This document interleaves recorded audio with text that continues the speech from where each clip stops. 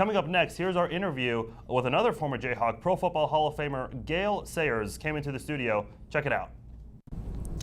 Welcome back into Good Morning KU. Farzi Vasugian here with us. We're honored to have on the set right now Gale Sayers, who played for the Kansas Jayhawks back in the early 60s, taking some time to be with us here on Good Morning KU. Gale, thanks for being with us. My pleasure. Thank you. What's it like being back here at the university, back in Lawrence? Well, you know, we have a home in Lawrence, and I'm living in Chicago.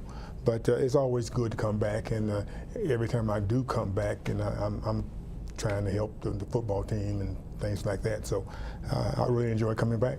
And this week, of course, is the spring game. Yes. Charlie Weiss will be having that. A lot of former KU players will be coming back for the game. By the time we air this, the spring game will have already happened. But have you kept in touch with any of your old teammates or anyone else that's going to be at the spring game this week? Well, I'm quite sure that there's been many that will be here that I know. You know, and you know, I played with Mike Shin and you know, helped recruit Taylor, and but you know, I'll be back, and there'll be a lot of people coming back that I know. And what was it like back when you played for KU? You played for Jack Mitchell, who was the head coach at the time. What was it like playing for him at the time? Well, you know, Jack was a great coach. You know, I really enjoyed playing for him, and you know, and back then there wasn't a lot of minorities on the team. But you know, when he saw me, you know, on the playing field, he knew that you know, I would be playing because you know, I was faster than most of the running backs, and I caught the ball better and saw a hole better. Yeah. And so he said, well, you know, Gale, you're gonna play. So just stay in shape, and we'll get you in there. And that's why you got the nickname the Kansas Comet, and yes. You were the first NCAA player to get a 99-yard touchdown run. You did that against Nebraska. Yes. I'm sure you remember that very well, even though it was a while ago. Take me through that. What do you remember about that play, and how were you able to break away free for those 99 yards? Well, you know, it was an interesting play. You know, I was going around left end, and if this play was being called, my play, I was going around the left end, and I took the ball and turned the corner and made one little move, and after that it was history. You know, I went down for 99 yards. What's it like to being the first player to have that 99 touchdown? You basically paved the way for a lot of players in the game of football to do that. Well, you know, I didn't think about it. You know, we were behind in the ball game, and that put us ahead in the ball game, that 99-yard touchdown run. And so I wasn't even thinking about, you know, being the player who did that first time or whatever. You know, I just wanted to win the ball game and see if we can win the ball game against Nebraska. Now, following your time with the Kansas Jayhawks, you went on with the Chicago Bears and a very illustrious career with the Bears. What was it like being part of a franchise that is now one of the most respected franchises in the NFL today? Well, you know, I wanted to play in the National Football League. We had a great friend named Buddy Young. He played football in the National Football League, and he said, Gale, you know, they got the AFL and they got the NFL. He was my coach, really, and he said that I want you, and you know, Pete Rozelle wants you to, you know, be a part of the National Football League. And I really feel that if you be a part of the National Football League, you can be good. And he said the AFL, we don't know if they're going to be there or not when you play. But they did come around and, you know, sort of another league. But I, you know, and I enjoyed, you know, being a part of the National Football League, and I felt the best football is being played in the National Football League, and I felt that, you know, hey, if I stay healthy, then you know, I can get to play. And when I went to the National Football League, George Howard was the coach of the Chicago Bears, and you know, he was a great man, a great football coach, and a great you know, person, and he and I got along very well. And so I hit 99 yards, and after that I did some other things, but it was fun. And you mentioned you went on to do some other things, and you were eventually inducted into Pro Football Hall of Fame in 1977, along with running back Frank Gifford and quarterback Bart Starr, just to name a couple of people you went into the Hall of Fame with in that class. What's it like to have your name beside theirs as some of the best to ever play the game? Well, yeah, it was a great feeling when I got into the Hall of Fame, and it's something I'll never forget. I was the youngest player to ever to get into the Hall of Fame, and I only played 68 ball games in my career with the Chicago Bears. But during that time, I had a pretty good career, and so I'll never forget George Hallis. He was a great man, and he helped found the National Football League, and I really felt comfortable there. And I had 6 knee operations, but I played my career out, and then did some other things. Came back to Kansas and with the Southern Illinois as an athletic director and different things. And so I felt good that I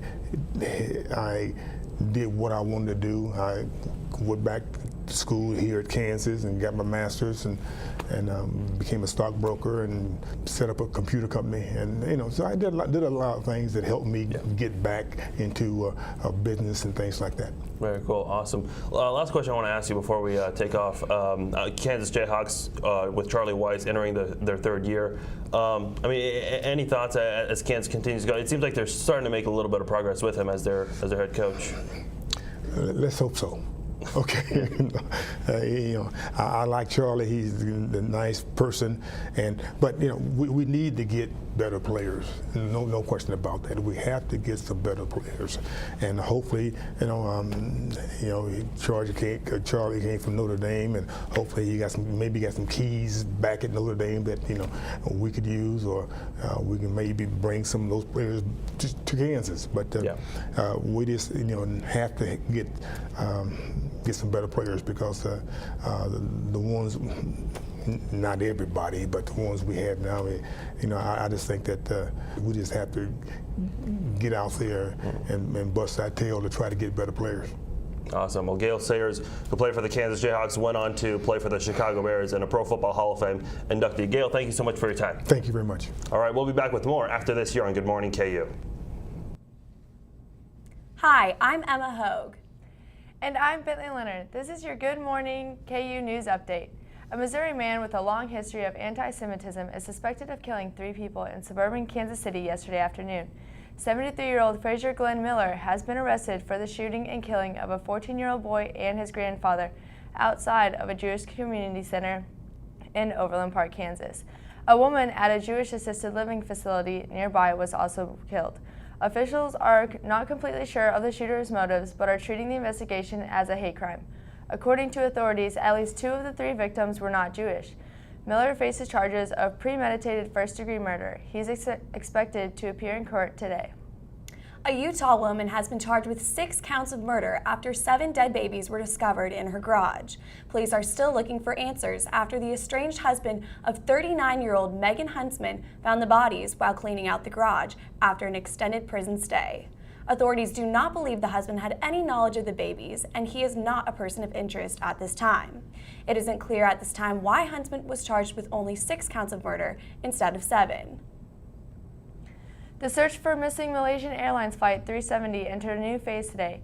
Search crews sent a robotic submarine into the Indian Ocean for the first time to search the seabed for the plane following a 6-day stretch with no black box signals being detected.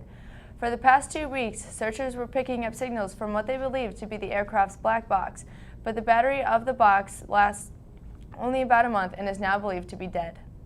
Around 3,000 volunteers turned out for this year's big event on Saturday. This was the 4th year for the big event, and approximately 350 different job sites were manned. KU IT has launched a new website to aid students with disabilities.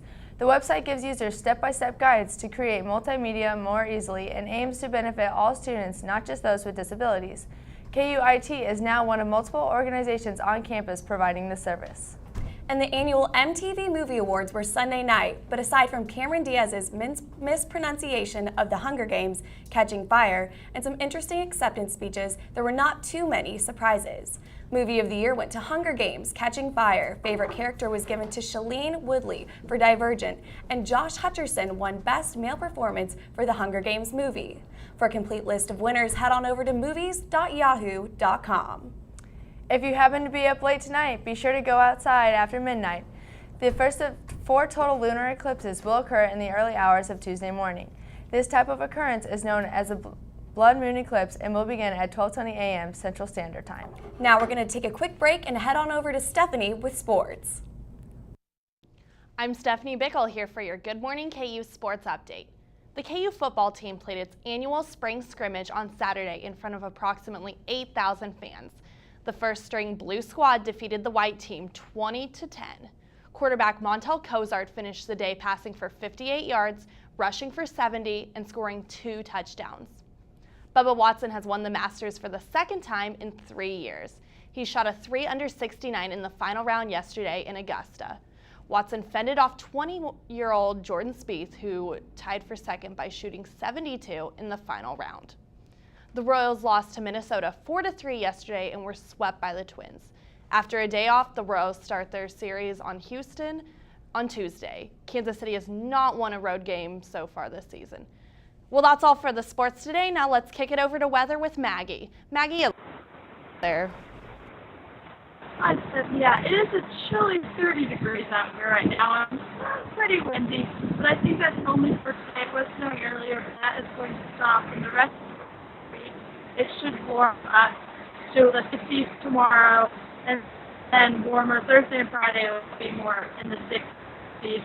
Probably a little bit cloudy, but definitely done with this cold weather and moving on, which I think we will all be very, very happy, very grateful for. That is basically what we have for the weather. So thank you for watching Good Morning KU with us this morning, and tune in next week, same time, same